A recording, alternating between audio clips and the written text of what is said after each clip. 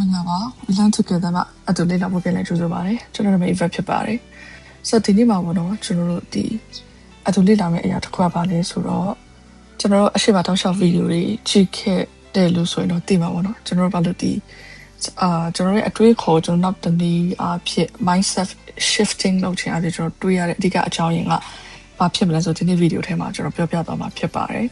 ဆိုတော့ဥပမာကျွန်တော်တို့အုံနောက်ရဲ့အလုပ်လုပ်ပုံကိုကျွန်တော်သိရတဲ့အခါမှာသူ့ကိုဘယ်လိုချင်းကတ်ချင်းအားဖြင့်ကျွန်တော်လိုချင်တဲ့ပန်းတိုင်းကျွန်တော်လိုချင်တဲ့ဒီကြလက်တစ်ခုရောက်အောင်သူဘယ်လိုပို့ဆောင်ပေးမလဲဆိုတဲ့အရာကိုကျွန်တော်သိနိုင်တာဖြစ်တယ်။ဥပမာပေါ့တော့ဒီနေ့အနေနဲ့ကျွန်တော်ကြည့်ရမယ့်စာကြောင်းက when you talk to yourself my brain is not good enough ကျွန်တော်အုံနောက်ပေါ့နော်ကျွန်တော်အဲ့လောက်မတုံးအဲ့လောက်မကောင်းဘူးကျွန်တော်အဲ့လောက်ထိသူများလိုမျိုးကျွန်တော်အုံနောက်ကတိတ်ပြီးမမှတ်နိုင်ဘူးလို့ပြောတဲ့အခါမှာit's not good enough not enough မလုံလောက်ဘူးဆိုတဲ့အရာတွေပေါ့နော်ငါဒီဟာမရှိလို့ဟိုဟာမရှိလို့ငါအုံနောက်ကမျက်ရည်မမီလို့ငါမမှတ်နိုင်လို့ memory ကျလို့အဲ့ဒီဟာကကျွန်တော်အကုန်မမှတ်ဘူးဘာလို့အဲ့လိုပြောလဲဆိုရင်ကျွန်တော်တစ်ချက်ပေါ့နော်ဒီနေ့လေ့လာမယ့်အရာက RAS လို့ခေါ်တဲ့အရာ reticular activating system စိတ်ဝင်စားတဲ့အသေးစိတ်ပေါ့နော် neuroscientist တွေresearch လုပ်ခြင်းအဖြစ်ကျွန်တော်သိလာတဲ့အရာတွေဖြစ်တယ်ပေါ့နော်အထူးသဖြင့်အုံနောက်ရဲ့အလုပ်လုပ်ပုံကိုဆိုတော့ my reticular activating system RAS တနည်းအားဖြင့်အတူကောက်ဆိုရင်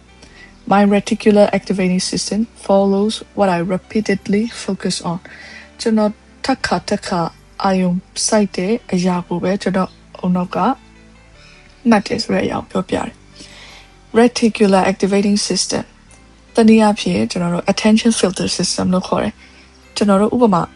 နေ့စဉ်ပေါ့နော်ကိုအုံနောက်ထဲမှာဒီတလောက်ကအကြောင်းနဲ့ပတ်သက်ပြီးစိတ်ဝင်စားနေဆိုရင်ကိုက Honda Fit ကို model မျိုးစုံကချိန်တယ်လေ့လာထားတယ်ဆိုရင်ကိုခီးသွားတဲ့အခါမှာဖြစ်ဖြစ်လမ်းပေါ်မှာကျွန်တော်ရုံးသွားတဲ့အခါမှာဖြစ်ဖြစ်ကြောင်းသွားတဲ့အခါမှာဖြစ်ဖြစ်အလုပ်သွားတဲ့အခါမှာဖြစ်ဖြစ်တတိထားမိပဲပေါ့နော်ကိုမျက်လုံးကဒီ Honda Fit နဲ့ပတ်သက်တဲ့ model ပေါင်းစုံကိုစပြီးတော့ကျွန်တော်တွေ့လာဒီနေ့ရက်3ရက်အထူးသဖြင့်ပေါ့နော်ဒီ model နောက်ဆုံးပုံ model လား2000ဘယ်လောက်လဲဒီလိုပုံစံဆိုကျွန်တော်တတိထားမိမှာပေါ့နော်အဲ့ဒီအရာကဘာလဲဆိုကျွန်တော်အုံနောက်ကကျွန်တော်ကဒီ Honda Fit နဲ့ပတ်သက်တဲ့ information တွေကိုပေးနေတဲ့အခါမှာသူကအဲ့ဒီအရာကို focus လုပ်တာအုံနောက်ဆိုတဲ့ဒီကျွန်တော်အုံနောက်အကြမ်းပြင်းအားဖြင့်ဆိုသူကကောင်းတာဆိုတာသူကမဝေဖန်နိုင်ဘူးသူ့ပြတဲ့အရာကို focus လုပ်တာနော် so RAS ဆိုတာက attention filter system လို့ခေါ်တယ် focus က paying attention to do something ကျွန်တော်ဒီအုံနောက်အလုံးလုံးပုံတည်တဲ့အခါမှာဥပမာအနေနဲ့ပေါ့နော် if you keep saying I feel I'm not good enough လို့ပြောတဲ့အခါမှာအုံနောက်ကကိုပြောတဲ့အရာတော့ evidence တွေလိုက်ရှာဥပမာကိုကတင်ချမတော်ဘူးအင်္ဂလိပ်စာမတော်ဘူးလို့ကိုတောက်လျှောက်ပြောနေတဲ့အခါမှာတော့ဘာလို့မတော်ဘူးဆိုတဲ့အကြောင်းအရာတွေတော့လိုက်ပြမှာ because you keep saying that information now any information အုံနောက်နဲ့တောက်လျှောက်ထည့်တဲ့အခါမှာသူကအဲ့ဒါကိုတုံးပြီးတော့ကိုလာပြမှာဟုတ်တယ်နေမတော်တနည်းအားဖြင့်ကျွန်တော်ကောင်းတဲ့အဖက်ကသုံးမယ်ဆိုရင်ဥပမာ mistakes help me learning mistakes help me see what my weak areas are so အမှားလုပ်ခြင်းအဖြစ်ကျွန်တော်ရဲ့ဒီအားနည်းတဲ့နေရာတွေသူကထောက်ပြတာဖြစ်တယ်ဥပမာကိုကစာမွေးဖြေတယ်ဆိုရင်မှားတဲ့အပုတ်တွေရှိရပါတော့ဒီမှားတဲ့အပုတ်တွေအဖြစ်ငါမှားတယ်ဆိုတဲ့အရာကငါ့ဒီ subject တစ်ခုလုံးမတော်ဘူးလို့ကျွန်တော်တို့ assumption generalization လုပ်လို့မရဘူးအဲ့ဒါမှားတဲ့နေရာကိုပဲကိုရဲ့ဒီအုံနောက်ကမသိဘူးလို့ပြောချင်တာပေါ့နော်ဒီနေရာမှာကိုအားနည်းချက်ရှိဒီနေရာမှာပြန်ဖြည့်ဖို့လိုတယ်ဆိုတဲ့အရာကိုပြတာဖြစ်တယ်အုံနောက်ရဲ့အလုံးလုံးပုံသိပြီးတော့သုံးမယ်ဆိုရင်ကျွန်တော်အကျိုးအများကြီးရှိတယ်နောက်တစ်ခု example အနေနဲ့ပေါ့နော်အထူးသဖြင့် goal setting ညမှာအရင်သုံးတာဖြစ်တယ်အားကစားသမားတွေတော့မဟုတ်ဒီကျွန်တော်တို့ဒီစီးပွားရေးသမားတွေအောင်မြင်တဲ့လူတွေဒီနည်းကိုသုံးပြီးတော့သူတို့ရဲ့ပန်းတိုင်ကိုသူတို့သွားကြတယ်ဥပမာအနေနဲ့အားကစားသမားတွေကဘောလုံးကန်တယ်တော့မဟုတ် volleyball ပြိုင်ပွဲတွေမှာ tennis ပြိုင်ပွဲတွေမှာဆိုရင်